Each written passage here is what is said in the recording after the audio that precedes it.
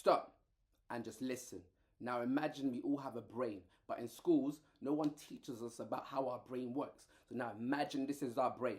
And when we're younger or the beginning stages of life, we have this survival state where it's about, am I safe? Because imagine if a lion's chasing and someone's calling, asking 10 times 10, are you going to be able to engage in what that problem is until you feel safe? So when we move from the safe, the next state is this state, the emotional state, the limbic system, where it's about, am I loved? And we're emotional. And the optimal stage we want is to be in that reasoning and thinking stage, using our frontal, prefrontal lobes and that executive state where we can have that higher end thinking.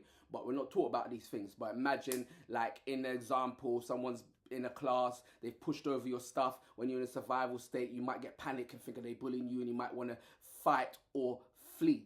But if you're in an emotional state, you might not exclude them and cuss them out and try to bully them and say, oh, you're this, you're that. But if you're in your actual, using your executive state, and these are like zones of regulations, you'll be able to say, communicate and say, I don't like what you're doing, that you knocked over my stuff, and that's where thinking, that's where learning can happen as well. We'll be asking ourselves in this state, what can I learn from this? So this is what we need. But this ain't just true for students, it's true for adults. Because imagine adults, relationships and teachers trying to teach children, talking to parents, whatever the situation is. If a parent is challenging you and you're getting emotional, like the Bible says, anger can't turn away anger. You might be thinking, oh, the parent's saying, oh, you're not helping my child, you're this, and then you're getting emotional. So you're attacking them and saying, well, maybe this ain't the right place for your child. So you're in an emotional state, or you're in a survival state where you just want to fight or flee the situation, and you're panicking, and people are leaving education because a lot of them are fleeing. But if you were able to get into that